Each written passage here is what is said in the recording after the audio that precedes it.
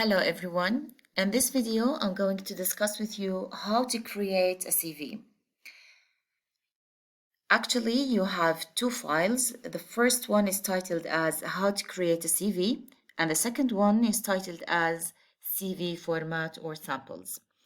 We're going to look at the principles needed to create a CV. So in the first, we have to know what is a CV. We have a definition. A CV is a detailed document highlighting your professional and academic history that typically include information like work experience, achievements and awards, scholarships or grants you've earned, coursework, research projects, and publications of your work. You may be asked to submit a CV when applying for a job. Okay, now we are going to talk generally about the classical CV, the most important principles and information to be included inside your CV. So the first one, we can write the contact information. Now, what is to be included in the contact information and where is to be located? We're going to look at these details later on with the second file. But generally, we can say that with the contact information, we can add the most reachable or the reachable information we need the others to reach us through, like the email, like the mobile number, or any other contact information. We can add the address, the physical address as well. Let's go now to the personal statement. A personal statement, actually, it comes as a paragraph, and this paragraph will be very brief and concise and to the point. That is to be included your personal information like your name and some personal information you want the others to know. You can add very brief something about your academic history and something about your experience and the skills or something that is special founded with you. The academic history, it is the section that is talking about your certifications and starting from the high school if it is required by the application, going through the bachelor degree and the higher studies if you got these certificates. Then we have skills and qualifications. We have to add the physical skills and the mental skills that you have.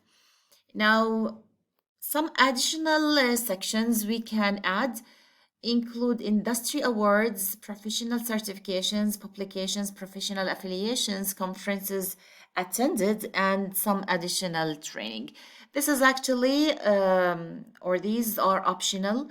It depends on if you really attend conferences or if you really have publications and books and so on. Okay, we will start with the contact information in details. So we have to make a list consisting of heads and the information itself. So we can add the full name. Now, some of these information are optional, depend on the applications, what the application requires you to add. This is for the sake of the health insurance, for the let's say, what is it, social security and so on.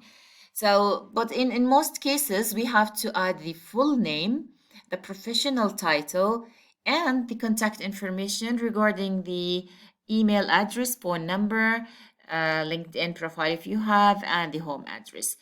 Going through the personal statements, as I've told you before, it summarizes all information inside the CV, included inside the CV. Okay. Then we can add the experience, and the experience will be ordered chronologically. What is the meaning of chronologically? It means that you have to start your experience expressing from the most current to the most recent. Start with your current or most recent job, okay? going back to the beginning of your career path.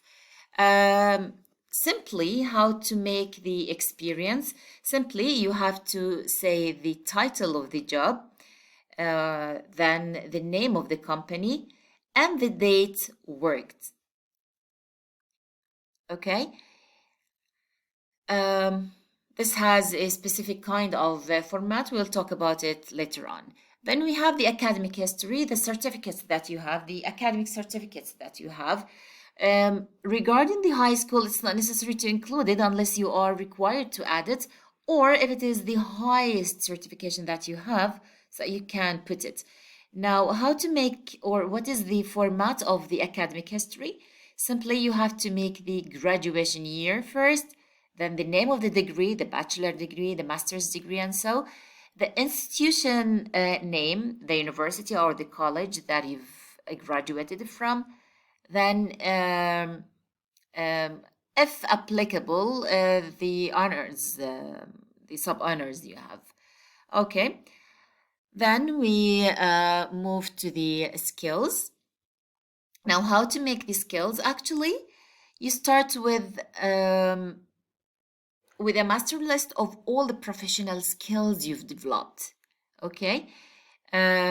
But before that, sometimes you have some skills that are not required for the job, so it's not necessary to include them. But if the job requires you to have some specific skills, so you can develop your CV or your professional skills by writing a good section for that. Okay. Now, as I've told you before, additional sections include if you have awards, publications, conferences, and so on.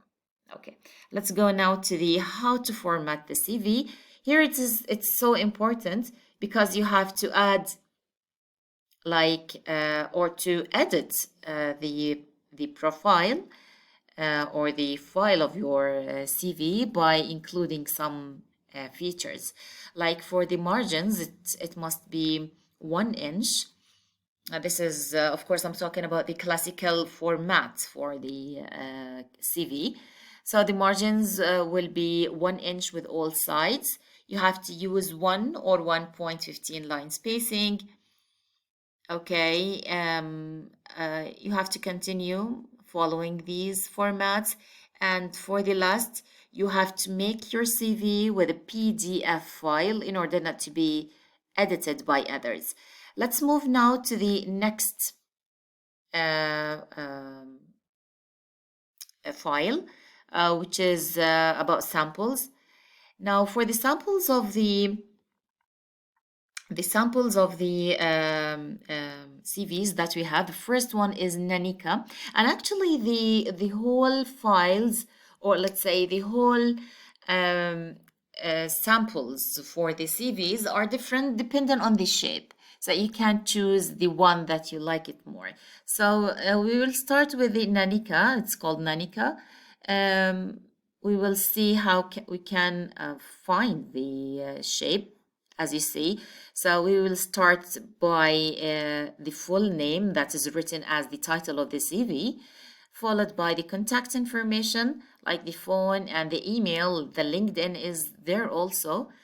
And we have a personal statement with like three lines, as you see. Okay, let's continue. Now let's see the experience. The experience is chronologically ordered, as you see, starting from the recent one. Okay, we can say that the most recent one is the job that he has, I mean this person, starting from 2015 to present. It means till now. Okay, he starts by saying the title of the job. Okay, public relations or public affairs consultant. Okay, the U.S. Department of State. This is the place where he is working, and the responsibilities. He continues, the writer of the CV, he continues saying or narrating the experiences that he has. Now, the second section he has is titled as education, and this is regarding actually the certificates that he has. He has the most recent is master's degree and the bachelor degree. He doesn't mention the high school because it's not important. Then some additional sections he's adding that are relevant, let's say, to the job. He mentioned something about the volunteering work, the skills, as you see, and the software and the languages. As you see, he's evaluating the how strong he is in the, for instance, the media relations by having this rating skill, as you see, out of 5. So 5 out of 5, 5 out of 5 for the PR writing. He can rate himself by adding 4 out of 5 and so on. For the languages as well, he is making the same one. Let's move now to the next a type or sample. It's called Primo. And actually, we can say that the information are the same, okay? But the difference is in the shape or in the formatting of the CV.